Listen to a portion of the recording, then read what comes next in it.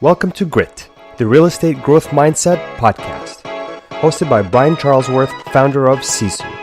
Sisu provides growth automation software for real estate.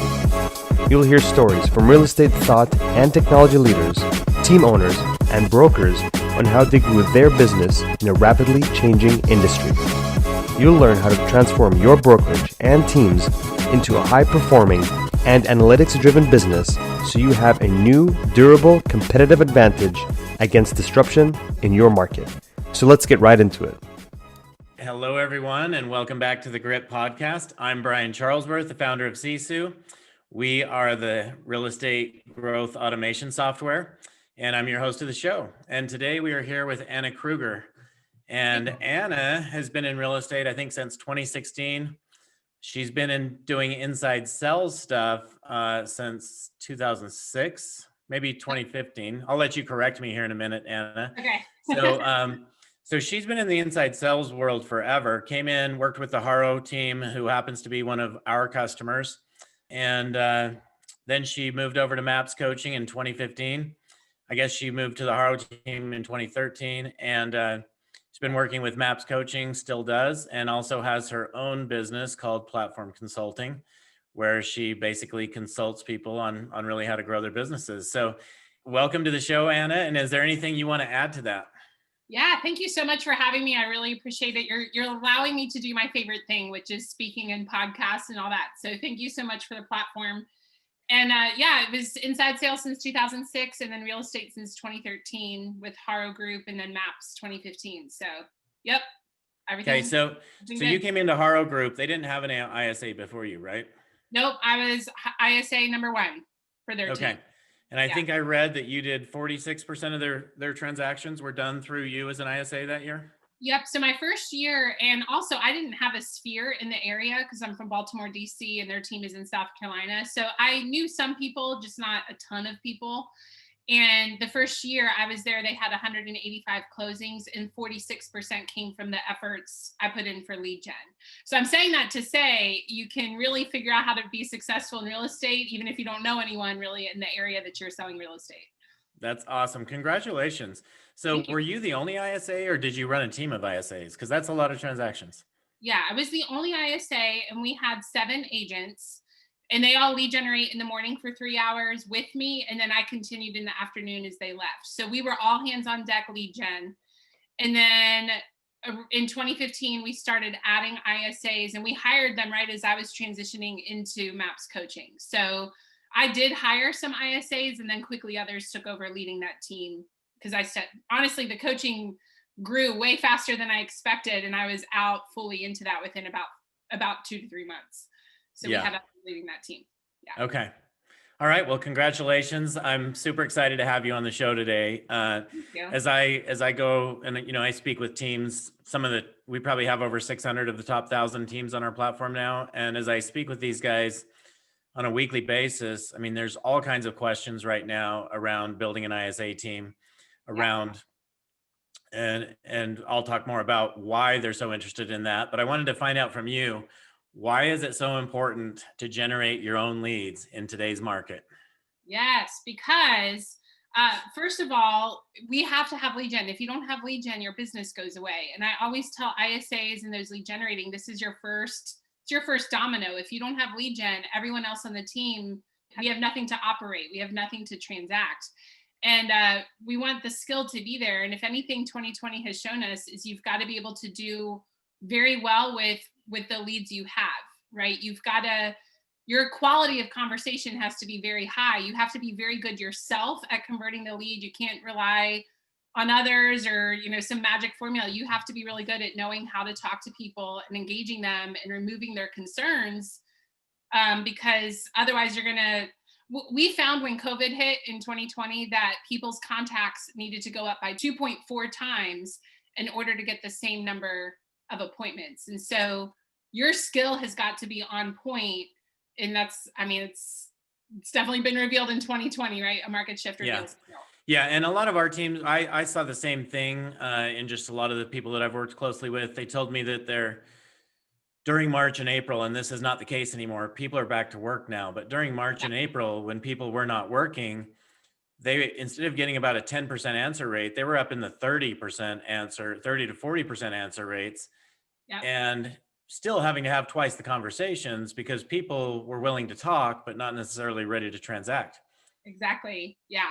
And I found it interesting. And I think it speaks so much to mindset is I had very talented ISAs who were actually better than they were in January because they were scripting more because of the market shift. And I saw them get in their head like, Anna, on a coaching call, Anna, what's wrong with me? I'm not converting the same I was before. Maybe I've lost my touch.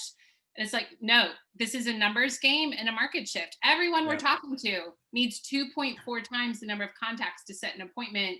It's really important to protect your mindset that when something like that happens, you could be more skilled than before and still need more contacts. So you got to watch that mindset too. Anna, do you think that's still the case today? Or was that a March and April thing? That was more of a March and April thing. So what I'm finding now talking to people is they're back at their normal levels. In fact, some, because their skill improved during that time, they're finding that they actually need less contacts than they did even in January to set an appointment. And I think that's reflective of all the work and effort they put in to get better on the phone during COVID. So now their skill has increased, things have more normalized, and they're actually doing better than they were before the pandemic. So what is the average conversion rate from conversations to appointments that you're seeing? So contact is set. I'm seeing right now between 5 and 7% with those people that have really worked on their skill. It does depend on your lead sources of who you're calling, of course. If someone's circle calling a neighborhood, that's going to be very different than if I'm calling expireds or a Zillow lead or someone that came in through a Facebook ad. On average, however, 5 to 7% is what we're seeing right now. During COVID, it was down around 2 to 2.5%. Okay, so if you are skilled, and I love that you've emphasized work on your skills, because I think so many agents think, I'm just going to make more calls. And what happens is that's called burnout. Oh, yeah. Yeah. And that doesn't make sense. There's a lot more to work on besides just dialing the phone. Absolutely. Yes. So a couple of questions along those lines. And what Anna is saying, everybody, is if your talent in this area of setting appointments, whether you're an agent or an ISA, if you talk to 100 people, you should set 5 to 7 appointments. Yes. Okay. It's a great way to put it. Is everyone clear on that? I'm not going to move on until we're all clear. We all clear? Okay. So Anna, what can somebody do to work on their skills? Because it's such a vital piece that I just think people ignore. They think I can just do more instead of be smarter and sharpen my pencil and just be more talented and ask the right questions. Well, and the danger there too is some people do have that personality that people are drawn to them and they haphazardly find them way towards success, yet it's not repeatable, right? Then you hire people and how do you tell them to do, I don't know, it's just what I do. That's not something you can teach people that you hire to duplicate yourself. And so really for me, when it comes down to skill, I believe in language patterns. I'm a huge proponent of language patterns. That's been what I've centered my career on since 2006. And it's really more the science of how to talk to people. So for example, there's a 5-step process to say hello on the phone that will make someone want to stay on the phone with me. There's a 3-step process you follow if someone says, oh, I'm busy, can you call me later? There's actually a language pattern for that. Can you share more? Like, tell us, what is the 5 steps? Yeah. What are the 5 steps? What are the 3 steps? I want to know this. Okay. Is this NLP? Is that what we're talking about here? I have actually not taken NLP, but people that have asked me, did you take NLP? So these are language patterns I learned in my first sales job back in 2006. Okay. So, but there's a lot of it incorporated, and I have studied NLP to an extent, and there is a lot of overlap. It's a lot of psychology. So how to open a call, I'll give you the 5 steps. And I will say a lot of people in a physical classroom will look at me like, this is so easy. And the feedback I get is when I went to do my opener, it was harder than I thought. So here's the 5 elements is 1, your name, 2, their name. And I like to add, if you don't know their name, I used to call a lot of expireds. You didn't always have the right name. Yep. What you want to do then is say, I'm hoping you can help me. And then I'm looking for the owner of 123 Main Street. A lot of agents just say, this is Anna, I'm looking for the owner of, and there's a psychology to, hey, I'm hoping you can help me. because now I'm more human. Most people want to help others. So it's a psychological thing that gets the person engaged, even if it's a wrong number. So 1, my name, 2, their name, or I'm hoping you can help me. And the third that really helps is, thank you so much for taking my phone call today. And someone might say, thanks for taking my call. But the point is, express gratitude. And here's why, Brian, if I just express gratitude that you took my call, kind of a jerk if you hang up on me, right? And also gratitude raises our energy and it feels good. So name, their name, thanks for taking my call. Then step 4 is tell them why you are calling very succinctly. I'm calling because you clicked on our Facebook post last night. I'm calling you because your home came off the market. Calling because you were on our website last night. And then step 5 is ask an open question about motivation. And that's the 2 main things in that opener are gratitude and then open-ended question about motivation. What we don't want to do is say, how are you? That's a meaningless question, right? I'm good. How are you? Yeah. Or how can I help you? Well, they don't even know what we do. They don't have any idea the depth of the ways we could help them. So if I start with, how can I help you? That can lead to a very short conversation. But if I instead say, Brian, moving is so much hard work. What makes you want to move? That's immediately more engaging and more beneficial than really anything else I could say. So those are the 5 steps. Mm-hmm. So then if someone can you give us a couple other good open-ended questions that drive activity on those? We have mostly team owners on here, but whether you're a team owner or an agent listening to this, if you're a team owner listening to this, I hope you took notes just like I did, even though I'm not a team owner, and share this with your teams. Yes. Yeah, you'll see an immediate improvement. When I teach this in class the next week, people will say, I had more pickups and a higher conversation rate just in the last week, just from this, even though it sounds so simple. So some of the other questions I like that are open-ended to start a conversation, if they were a website lead, I like to kind of have fun with them. So I would say, hey, you could have been online checking football scores, or, it's Thanksgiving time. You could have been online shopping for a Black Friday deal.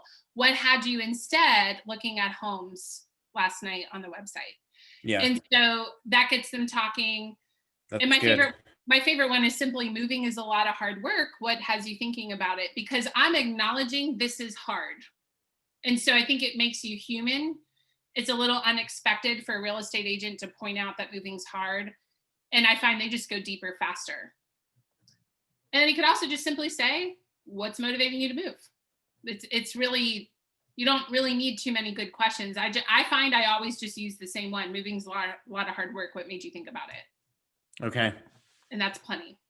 And then the next is whatever they say, just keep asking about it. What's important to you about that? And you get their motivation. And the reason that matters is later on, if I get an objection, I already know their motivation.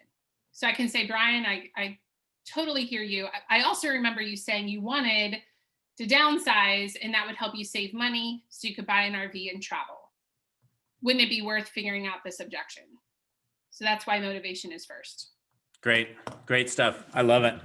I asked you why it's so important, and you talked about it's really the key. I mean, that's the first thing to driving a business. But I see so many people in today's world have said, I'm going to go to Up City, I'm going to go to Zillow, I'm going to go to whatever, Google AdWords. There are a lot of different things that people are going to generate leads. I still just want to emphasize how important it is that you're doing this, because even on those, you need to convert. And if it's Zillow and Up City you're going to, you need to be willing to give away 35% of your transactions, or, so what's more important to you, really learning how to do this, or are you okay to give up 35% on every deal?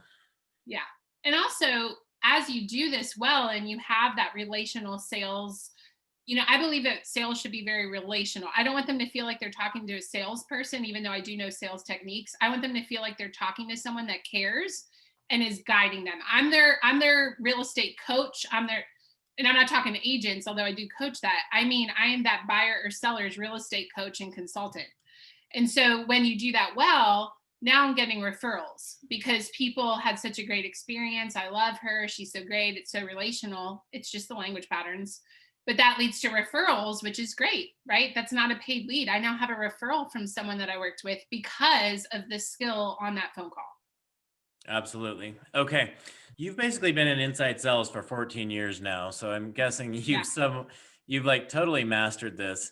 If I'm a real estate team owner and I want to start generating my own leads, like first step is, who do I hire? Like, how do I find somebody like you to run this team? Great question. And I believe it comes back to your own sphere, past clients and vendors. And I work with a lot of high level teams because I coach ISAs. And so I tend to bump into a lot of large teams because of that. And I ask them, where did you find your ISA? Where did this person come from? And consistently across the board, the number one answer is sphere, past clients, and then vendors or referrals from those sources. And I will give you some questions to figure out in your sphere who should rise to the top. If you do ads, I find Indeed, the website Indeed, is if there is an internet ad, that's the one that seems to produce the best results. I kind of look at it like circle prospecting though. So if I'm posting an online ad, I'm going to need a lot more applicants and a lot more resumes to go through to find that one good person. If I'm going to my sphere, past clients, vendors, it's going to be a lower conversion ratio, so to speak, because they know me, there's some trust. And what I would say as far as what you're looking for in your sphere, describe the behavior of the person you're looking for. So if I called you, Brian, and I'm looking for an ISA and you're a past client, I might say, hey, Brian, I'm looking for someone who's going to have an excellent year next year, no matter what they're doing, because that's just who they are. This person may already be employed actually, but they're the kind of person that would be open to a discussion and explore an opportunity. And they probably are the person that just knows everybody. They're in the grocery store and they might strike up a conversation with the person behind them and they love a challenge. The biggest thing I want to say right now, and I'm going to get real passionate about it, this is not a customer service job. And I see a lot of teams fail when they hire customer service people for inside sales. Yes, we need an element of customer service, yet this is a sales job. It is inside sales. And so you want this person to be great with people and they like the challenge of the sale. They don't feel bad asking for the close. They're very comfortable in what they have to offer and asking people to engage with it. So I've noticed that the real estate industry is really good on hiring based on characteristic traits, right? Are you a D? Are you an I? What are the personality traits that you're looking for in an ISA? Yeah. So someone who's assertive, and you can see how that shows up even in the interview process. I also look for someone who is detailed enough because remember, they're going to be managing a CRM and follow-up tasks. So I often, when interviewing, would give somebody tasks to do, like, hey, email me on this day with this information. And I didn't even really need it. I just wanted to see, could they follow that instruction? Did they do it on time? And I loved it when someone did it way sooner than expected because that showed urgency. And we want someone with urgency. So assertive, urgent behaviors, fast-paced is someone you're looking for. Yet you also want someone, and this will sound like a Hallmark card, you want someone who feels like a friend quickly because you have voice, tonality, personality. That's all you can go off of when you're making phone calls. We have the benefit right now that we can see each other. So there's body language, there's other cues. Yet when you call your applicants to see, is this someone I want to bring in for an interview? Do that over the phone and pay attention to, even over the phone, how quickly do I feel comfortable with this person? Because they're going to be making calls on my behalf. So are they good at making that connection over the phone? Yeah. Okay. Great. So I'm going back to that question. I'm just getting ready to start an ISA team. Mm-hmm. Or maybe I have one and it hasn't been super successful. So now I'm going to hire the right people. Yeah.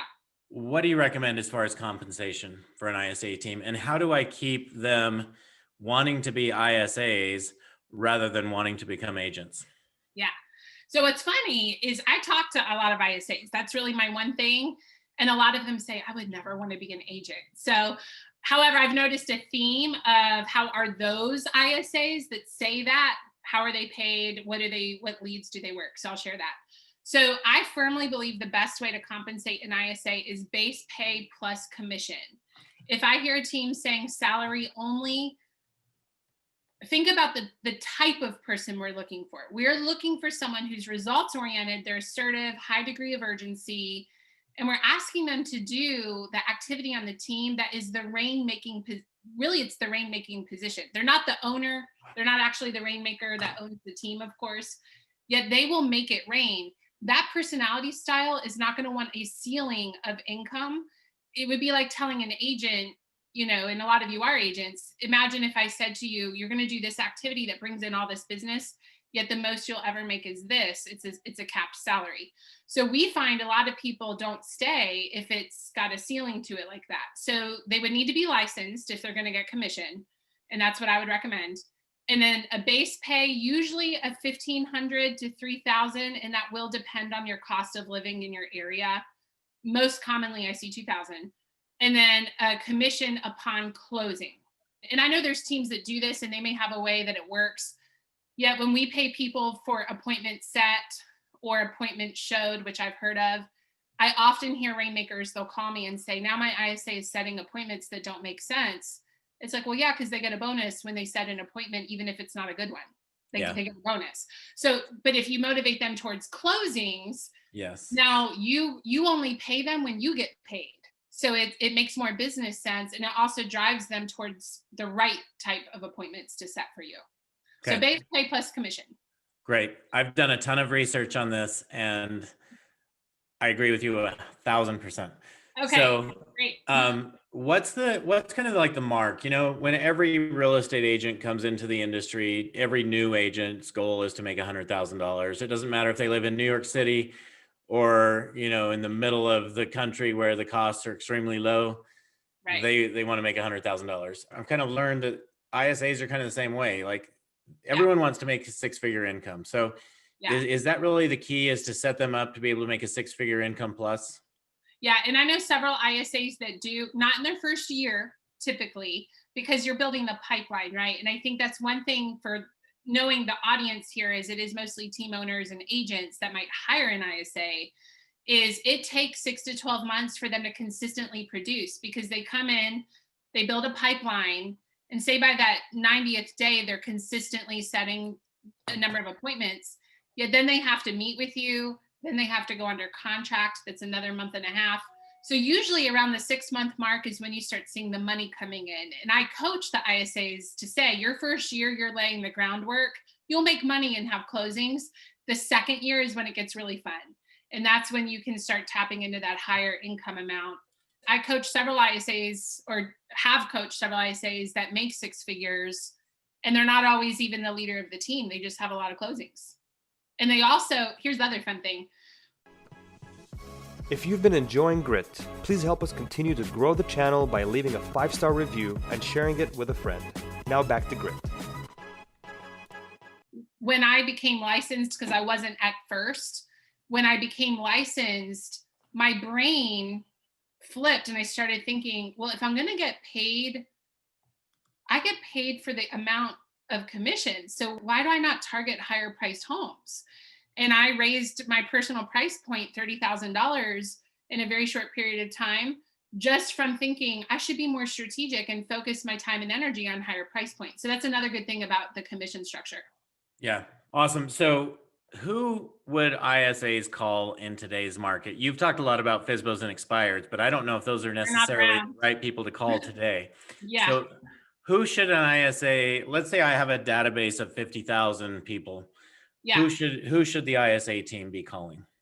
So unless you already have that database squeaky clean, current, absolutely start on the database, and then inbound leads that are coming in. Because what I find a lot of times is we'll hire an ISA and we'll start having them call lead sources that we've never worked or worked a little bit. And then we look and it's like, you have this huge database that is massively out of contact. You can find so much business in what you already have. And then if your ISA starts adding a flood of new people, they're going to get lost in that database of 50,000. And now I literally look at it. I have a tissue right here. I literally look at it like, this is a lead. I found a new one today. Oh, there goes another one. Oh, there goes another one in this big database. And what you really want to do is work the leads you already have. I believe in lead gen and lead convert every day. I mean, most of your appointments are going to come from leads you already have and converting them in referrals from those sources. I'm pretty passionate about it, if you can't tell. So now when expireds and FSBOs come back, work on those. I mean, that is actually one of the highest converting lead sources. You can usually get 1 out of 10. And right now, a lot of people, we're coaching to expireds and FSBOs, even though they're really not around, because they will be. And I want people to be prepared when they show back up. But yeah, right now, good luck finding an expired or FSBO. Yes. Okay. You're talking about coaching. You coach ISAs specifically, and you do this. We're talking about MAPS right now, right? So in order to have you coach my team, I need to be a KW team. Is that right? Not necessarily. So I now really focus on webinars. So up until earlier this year, I had about 40 coaching clients one-on-one. And when COVID hit, I also was I was kind of doing some self-discovery of what do I really love? What am I gifted at? And I realized I love to speak and I love to teach. That is my lane. It's when I'm my happiest. So I now fully focus on group webinars, which is open to any brokerage. It is offered through MAPS, yet for group coaching, any brokerage is welcome. And then I also have a consulting business on the side. Consulting is different than coaching. Consulting is more, let me partner with you probably for 3 months on average. And it's going to be more us telling you what to do through, we observe you on Zoom, kind of like what we're doing now. I might observe people making phone calls and then say, okay, based off what I've heard, we need to work on this, this, and this. This is what we're going to attack the next 3 months. And then you're on your way and we're done that consulting relationship. So I primarily now consult and then coach for MAPS through group coaching. And they obviously have ISA coaches if people are looking for more that long-term coaching relationship. Okay, so I'm kind of jumping ahead here, but I'm going to do it anyway. Tell us more about your consulting company. Okay, so it actually started probably 3 years ago. Someone approached me and said, would you watch us work and tell us what we're doing wrong and fix it? And I thought, okay, that sounds actually kind of fun. And I fell in love with it. And so now that is primarily what I do. And we partner with teams, usually somewhere between 2 and 4 hours a month, depending on the need. And we zoom in. I have a partner that does this with me. We zoom in, we observe lead gen behaviors, and we provide immediate feedback. So whether it be we need this language pattern, or hey, I'm observing there's a lot of inefficiency in your system. So we need to fix this system because it's not working for you. I can see it on screen. And so it's really, there's not like one topic we talk about. It is all centered around lead gen, lead conversion, because that's my one thing. Yet I might talk to one team more about their lead gen systems and a different team more about their lead gen conversations. And it's customized. So what it usually looks like is we hop on the phone, we do a discovery call, and then we either say, yes, it sounds like what you need is what we offer. And then we go from there and deciding what it looks like. Great. What's your thought on companies like Ylopo, Structurally, those types of companies, and how important is it that I integrate those into the sales team or into the ISA team? And then also, should an ISA get all inbound leads? Oh man, that's such a good question. I do not believe an ISA should get all inbound leads. I think it's good to have a mixture of inbound and outbound. So I, at one time, was only inbound. The first several years I was an ISA, I was only inbound. Yet I was kind of at the mercy of the flow of the inbound, right? So when I got into real estate and started doing outbound, I liked that, hey, if I'm doing outbound, I have more control, honestly, of my leads because I can make it happen. I'm not sitting here waiting for a lead to pop up. So, yes. And then I've called only inbound, I've called only outbound, and I found a happy medium was both. And ISAs that I know that have done this for years and years and years, they do both. Ones that only do outbound usually burn out really quick. Ones that do only inbound, they actually don't burn out quite as much, but I find that they're not usually as profitable because that outbound can really produce some great leads that you're not necessarily paying for. So I think it's both. Okay. Question. So let me ask another extension of that question. So if I have an ISA team, I'm guessing my ISAs work way more on their scripts than my agents do. So should I now, let's say I have 3 ISA team members, should I route all incoming leads through those ISAs, or should I still give some directly to agents? I think it depends on the size of the team, actually. So for example, when I started at the Haro Group, I was the only ISA and we had 7 agents. there was no way that I personally could have handled all of those inbound leads and taken care of them the way they needed to be taken care of. Okay. So we had them going to the agents in the morning so I could outbound. So it's kind of like, while you're here, let's let the agents worry about that 3 hours of the morning inbound. And I'm going to go chase outbound because I have coverage. And then when they left, everything came to me. Now, as the team grows, and I know several teams that are very large, they have 15, 20 ISAs. The ISAs do everything, but they also have the capacity for them to do everything. There's enough of them that they can handle all those leads. So I think it's really going to depend on the size of the team. I do think as you build an ISA team, it makes sense for everything to go to the ISA, except to maybe agent sphere. Yet I even know some teams that have ISAs work the agent sphere. So I think it depends. Okay. Good. And what about the companies like Ylopo and Structurally and some of those?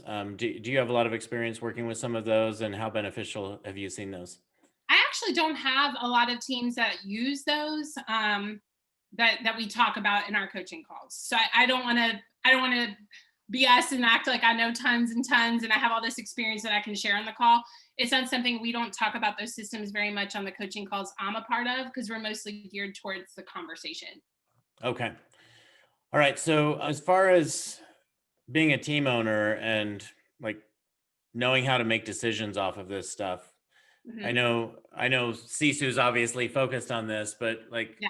What are some simple things that if people don't have Sisu that they can do to like be able to keep track of some of this data so they can actually make decisions?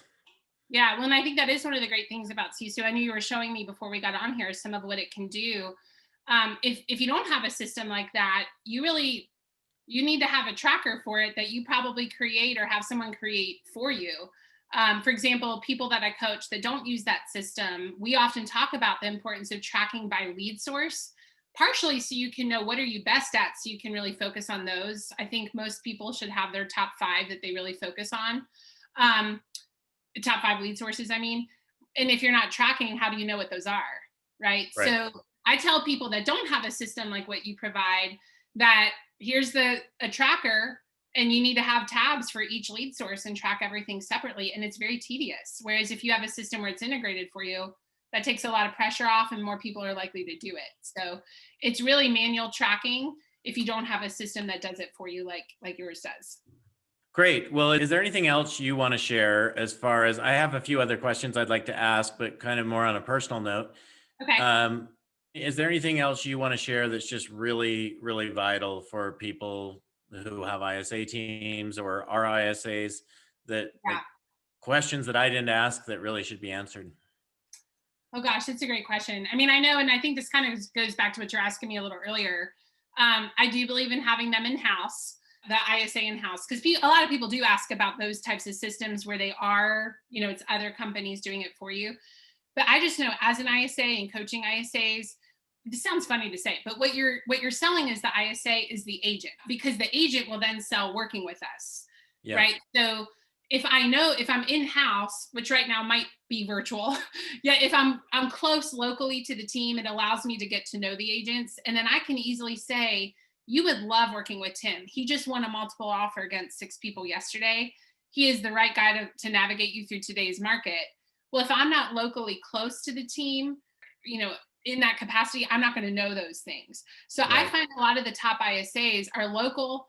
They are in-house with the agents. They're in the team meetings. They're documenting the success stories, because that's what we talk about on the phone to get people to want to meet with them.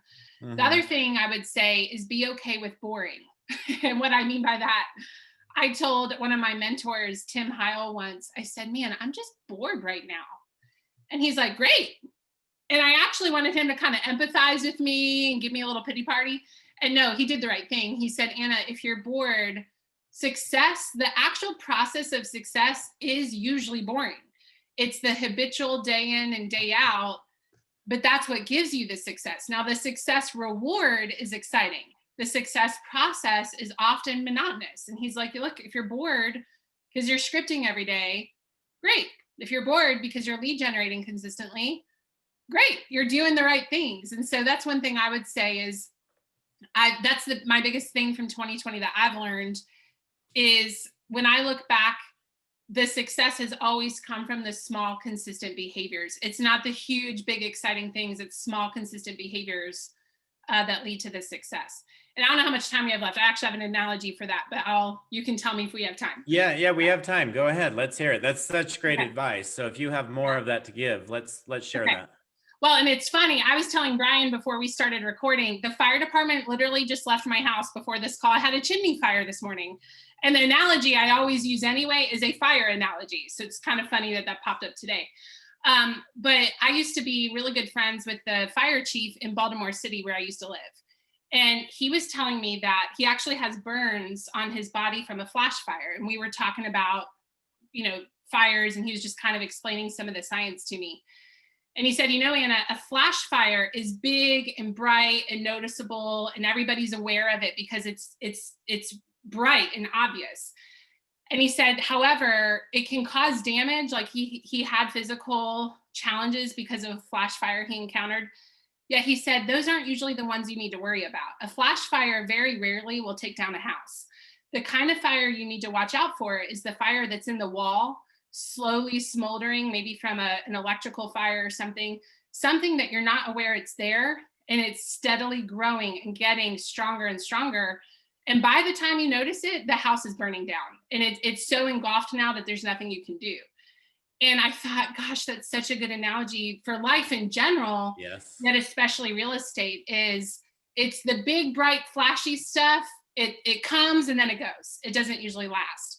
It's the steady, the quiet, it's unnoticeable. That's usually where you get most of your results from.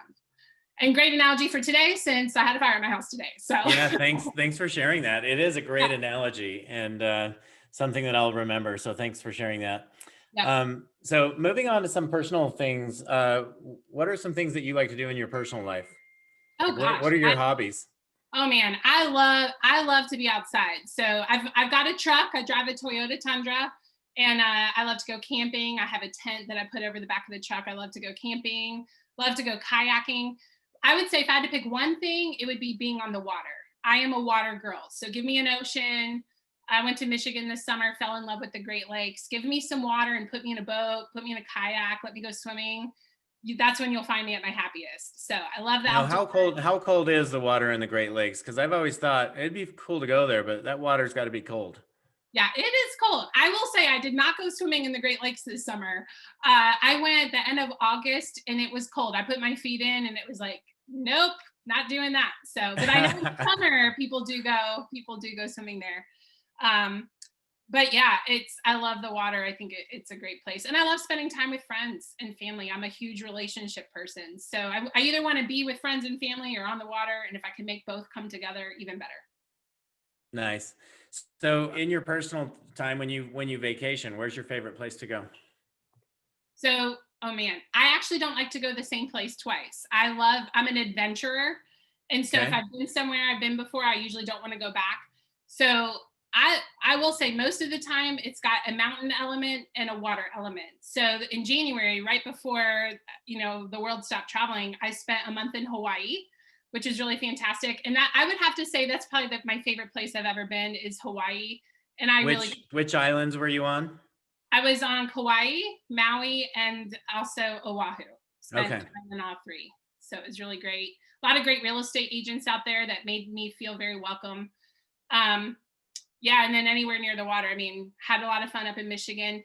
What's interesting, I had no idea how beautiful Michigan was.